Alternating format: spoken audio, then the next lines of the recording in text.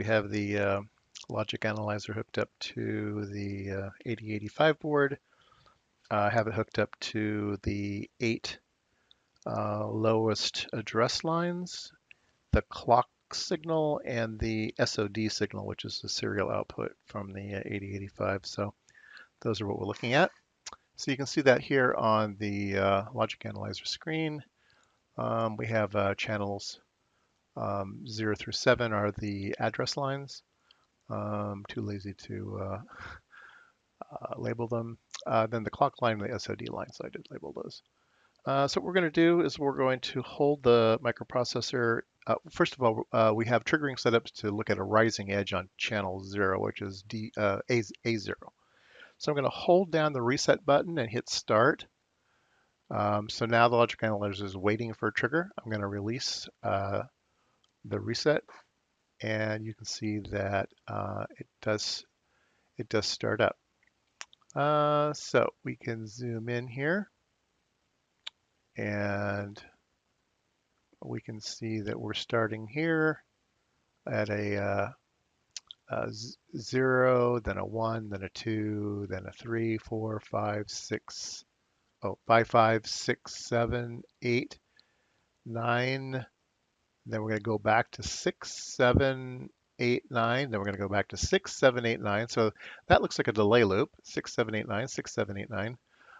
You can see that it's going to do that for a while. And then it finally, we'll zoom way out here. Finally it fires the A4 line. So I'm assuming that this area here is the first delay, and this area here is the second delay. And then at the end of the second delay, it should probably jump back to 0. And yeah, right here, we're at address 20, and then we jump to 00. So looks like it's executing a program.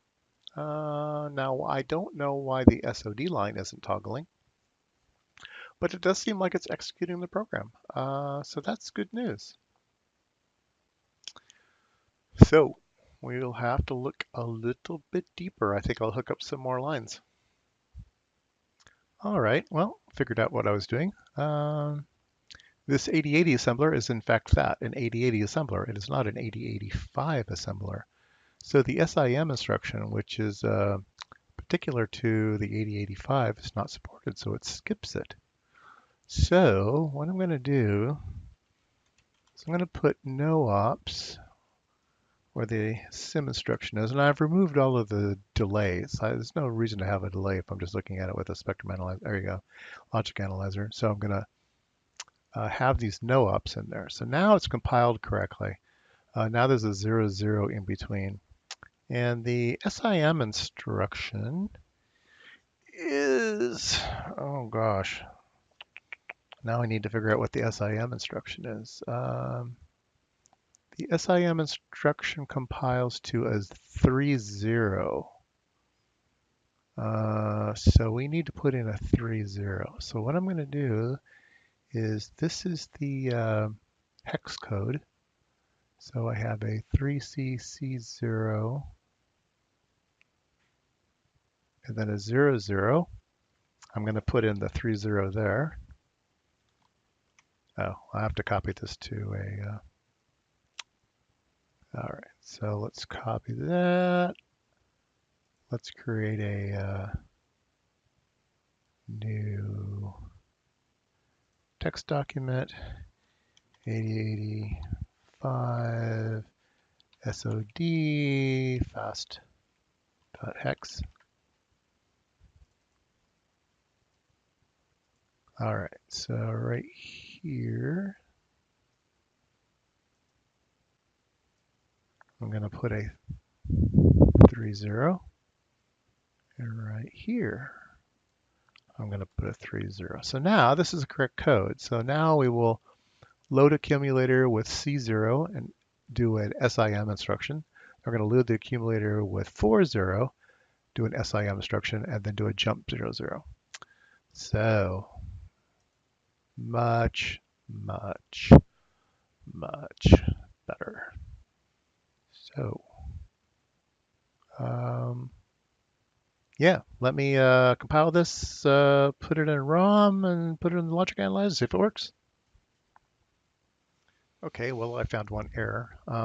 I can't just go edit that hex file because it has, what do you call them? Shoot, with redundancy checks. It's got it needs to add up to a certain number. So I had to go back to the original. I'll have to edit it here. So I should be able to edit here. So yes. So blah, blah, blah, blah, blah. So right here needs to be a 3.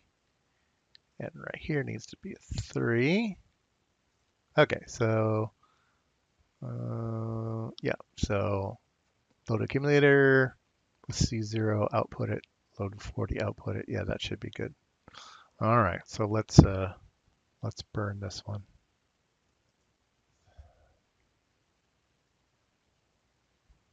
Trigger settings. I don't reset all trigger settings.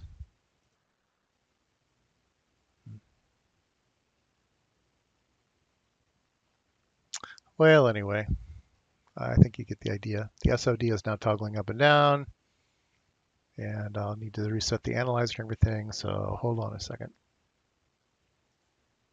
All right, the clock, we want to be the read. That looks good. Save that. There we go. So the address is 0, 2, 2, 3, 4, 5, 6, 7, 8. Then it starts over at 0 again. And let's see, addresses go to 6, 7, 8 and back again. So that matches. And yeah, our SOD is firing. Yay. Okay, so we now have an 8085 board working, at least with one program. So I think we can now, maybe that particular file wasn't assembled correctly, like the problem that I had, interestingly enough. So yeah, maybe I should assemble the code directly myself and see if I can't get it to work. But I think the board is up and running.